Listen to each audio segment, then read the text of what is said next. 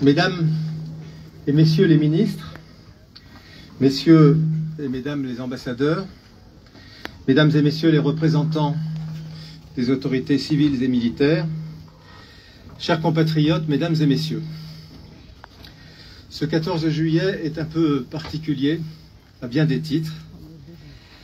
Voici 5 jours, le peuple français s'est exprimé. Chacun d'entre vous le sait, notre fête nationale trouve son origine dans la Révolution de 1789.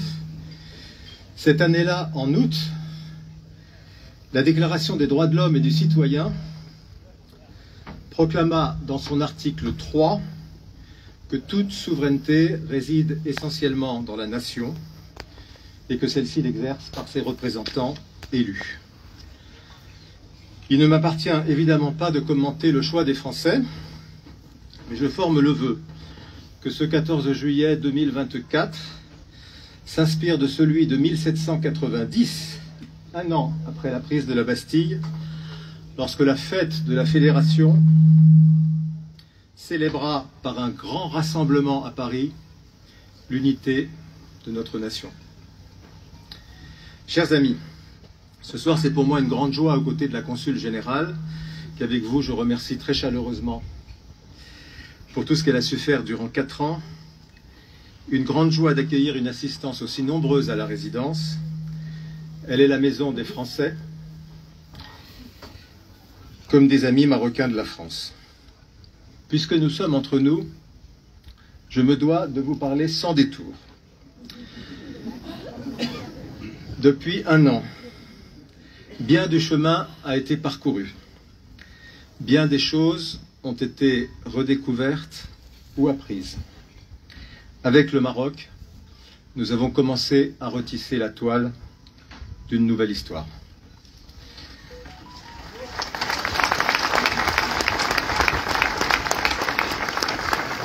Vous le savez, vous l'avez vu, vous l'avez fait. Ensemble, nous avons rouvert des perspectives et je crois ravivé bien des espérances dans tous les domaines qui nous unissent. Et si nous y sommes parvenus, c'est en allant puiser tout au fond de nous-mêmes, dans l'ADN de notre intimité. Comme le dit, je crois, un proverbe d'ici, le sang ne deviendra jamais de l'eau. Oui, chers amis, comment pouvions-nous supporter que l'histoire, je devrais dire la petite histoire, travaille à séparer le Maroc et la France. Aujourd'hui, notre communauté de destin s'impose de nouveau avec le cri du cœur, tout en se conjuguant aussi avec l'appel de la raison. Le temps de la planète est à l'orage, violent, injuste, dangereux, en Ukraine, à Gaza, ailleurs encore, la civilisation est en échec. Mais alors que tout est vacarme ici et là, le Maroc regarde l'avenir avec foi, porté par le sentiment serein de son destin. Depuis que j'assume mes fonctions, rien ne m'a plus marqué que la sagesse et le sens des responsabilités du souverain, Sa Majesté le roi Mohamed VI, et du peuple marocain.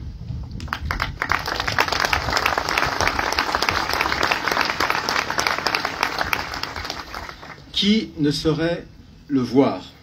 Des bords de la Méditerranée jusqu'aux confins du Sahara, le Maroc est facteur de stabilité, d'apaisement et de développement.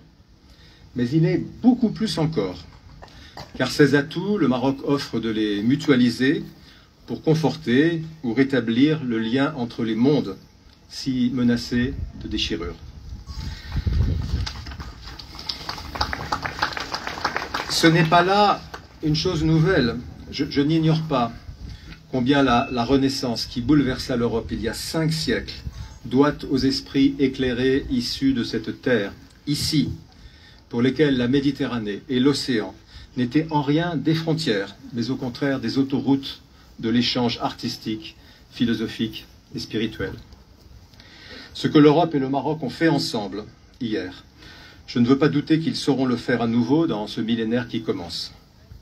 Les enjeux sont posés, ils sont cruciaux, la transition énergétique, la souveraineté industrielle partagée, le capital humain, la sécurité, la paix. Avec une certitude, nous ne réussirons pleinement qu'ensemble. Mais une telle ambition a pour postulat une confiance réciproque inébranlable. Pour ce qui est de la France, nous entendons demeurer ce que nous n'avons jamais cessé d'être, le partenaire constant, respectueux et à l'écoute du Maroc. Aujourd'hui, alors que le Royaume s'apprête à célébrer les 25 ans du règne de Sa Majesté, je n'ai aucun doute que la France saura manifester avec le plus haut degré de clarté l'importance cardinale de sa relation avec le Maroc et exprimer sa volonté de renouveler notre engagement historique à ses côtés.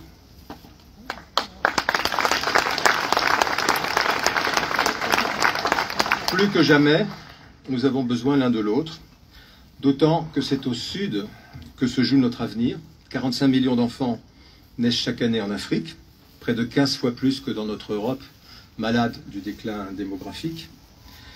Et nul ne saurait douter que l'histoire et sa vocation naturelle font du Maroc tout à la fois un avant-poste du continent et l'une des plus grandes portes ouvertes vers l'Afrique. Connecter l'Afrique à l'Afrique, l'Afrique à l'Europe, voilà l'une des plus ardentes ambitions de notre temps. C'est la vision de Sa Majesté, le roi Mohamed VI.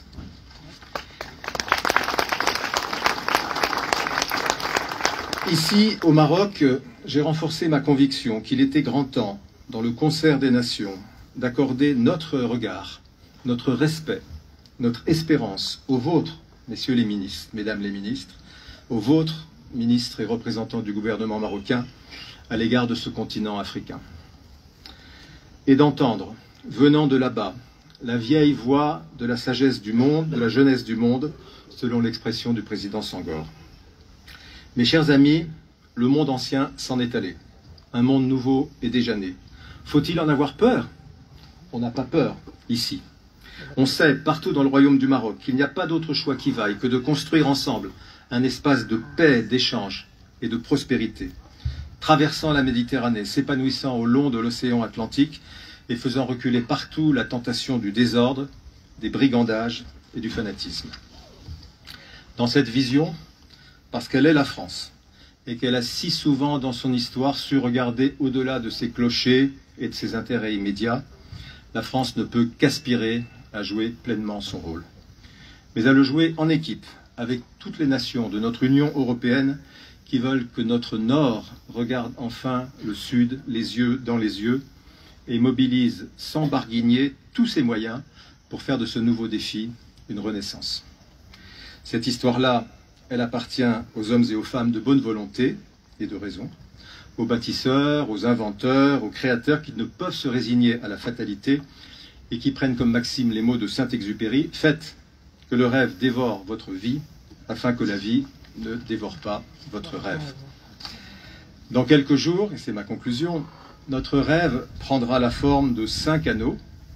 Paris sera la capitale d'une espérance universelle qui a su traverser les crises, les guerres, les préjugés, pour rassembler à travers les Jeux olympiques et les Jeux paralympiques tous ceux qui croient en des valeurs communes et offrir à chacun, dans sa diversité, l'opportunité de donner le meilleur de lui-même.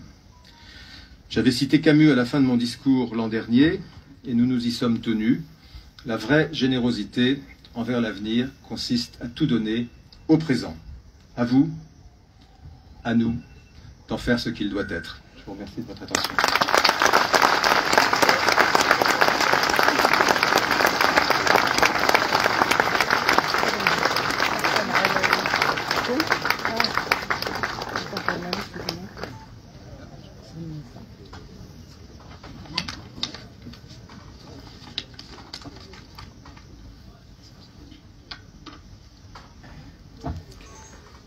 Excellences, Monsieur l'ambassadeur de la République française, Madame la Consule générale, Mesdames et Messieurs les ministres, Mesdames et Messieurs les ambassadeurs, Mesdames et Messieurs, à l'occasion de la célébration par la nation française de sa fête nationale, il me plaît, au nom du gouvernement marocain, de présenter mes plus chaleureuses félicitations au peuple français, avec mes vœux sincères de progrès et de prospérité. Le 14 juillet incarne une symbolique forte, portée par des valeurs universelles de liberté, d'égalité et de fraternité. Un moment exceptionnel dans la mémoire et dans l'histoire des Françaises et des Français qui célèbrent la force de la France et l'unité de son peuple. Permettez-moi de saisir cette occasion pour rappeler que les liens historiques qui lient le Royaume du Maroc et la République française tirent leur puissance d'un profond ancrage humain et culturel et une histoire commune. Véritable atout pour ces liens, la communauté marocaine installée en France et les Français qui ont choisi d'élire domicile dans notre pays jettent des passerelles solides et fécondes entre nos deux peuples et entre les deux rives de la Méditerranée. Les valeurs d'amitié, de paix, de bon voisinage, de solidarité et de co-développement que partagent nos deux pays nourrissent quant à elles les relations entre nos deux nations. Enfin, l'intensité et la singularité de ces relations sont portées par les deux chefs d'État, Sa Majesté le roi Mohamed VI et son Excellence le Président Emmanuel Macron, permettant de forger un attachement commun à la construction d'un partenariat stratégique exemplaire. Excellences, Mesdames et Messieurs, dans un monde en pleine mutation, avec des incertitudes et des défis permanents, le Maroc et la France sont appelés à nourrir leurs liens de confiance et à renouveler et à adapter leurs relations. Notre potentiel partenarial doit surmonter les obstacles et les difficultés de conjoncture pour continuer à s'épanouir sur les plans économiques, politiques, culturels et éducatifs et dans les domaines d'innovation. Et à ce titre, je me réjouis de notre coopération éducative multidimensionnelle avec des actions constructives tournées vers l'avenir. Sa déclinaison opérationnelle sur une diversité de chantiers de thématiques scientifiques, culturelles et linguistiques répond à notre ambition commune de placer ce partenariat à la hauteur de l'excellence de nos relations. Si notre coopération a parfois connu des flux et des reflux, il est heureux de constater une dynamique positive au cours des derniers mois, avec de nombreuses rencontres ministérielles et une rencontre de haut niveau qui a été programmée ce mois de juillet avant de devoir être reportée en raison de l'actualité politique française. Cette dynamique traduit l'attachement mutuel à une vision stratégique, respectueuse de nos fondamentaux et de nos intérêts respectifs. Le Maroc accorde un intérêt particulier à la concrétisation d'une coopération vertueuse avec la France. Une coopération agissante et responsable, faite de réalisme et de sagesse. Une coopération en phase avec les multiples enjeux géopolitiques, économiques et climatiques qui appellent à un dialogue renforcé et à un partenariat étroit, à la fois sur le plan bilatéral, mais aussi sur le plan continental et planétaire. Il est de notre devoir de renforcer cette coopération dans le cadre d'une vision euro-méditerranéenne cohérente, afin de relever les défis globaux auxquels nous sommes confrontés et des impératifs de paix, de sécurité et de co-développement. On ne peut évoquer cette région sans avoir une pensée aux dizaines de milliers de victimes civiles à Gaza et sans appeler à conjuguer tous les efforts pour un cessez-le-feu immédiat et le lancement d'initiatives posant les jalons d'une paix durable et permanente au conflit palestino-israélien dans le cadre de la solution de deux États vivant côte à côte. Au cœur de cette coopération, notre continent africain doit trouver la place qui lui revient et être accompagné dans les profondes transformations qu'il enregistre. Et cela à travers un modèle de coopération solidaire et catalyseur de dynamiques de développement intégré et inclusif, comme le prône le Royaume du Maroc. Je tiens à rappeler ici l'initiative de Sa Majesté le roi Mohamed VI pour favoriser le désenclavement des États du Sahel et l'accès à l'océan Atlantique. Une initiative ambitieuse qui consiste à faire de la zone afro-atlantique un espace de paix, de sécurité et de prospérité partagée. Excellences, Mesdames et Messieurs, dans quelques jours, comme le soulignait M. l'ambassadeur, le regard du monde entier sera orienté vers la France qui abritera les Jeux Olympiques, Paris 2024.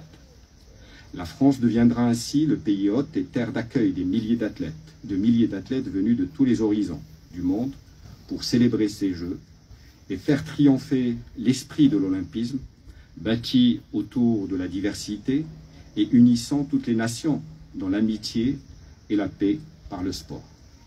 Le Maroc y sera et sera représenté par les meilleurs de ses athlètes et sportifs qui seront des ambassadeurs de paix, d'amitié, d'ouverture, de vivre ensemble et de tolérance, incarnant ainsi les valeurs de notre royaume et l'esprit de notre identité nationale. Je saurais terminer mes propos sans réitérer à son Excellence, Monsieur l'Ambassadeur, les sincères félicitations du gouvernement marocain, au gouvernement et au peuple français à l'occasion de cette fête nationale. Merci de votre attention.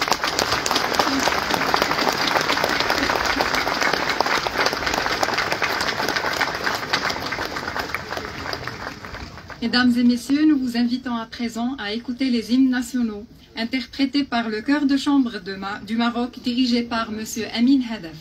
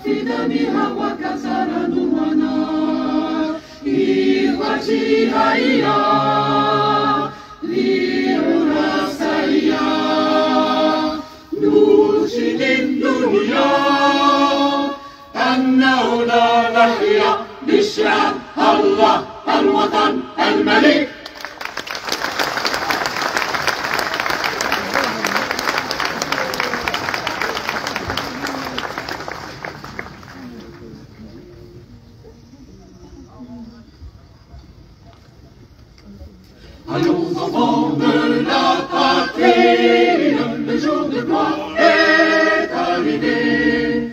Contre nous de la tyrannie, l'étendard sanglant élevé, l'étendard sanglant élevé. Entendez-vous dans les campagnes mugir ces féroces soldats?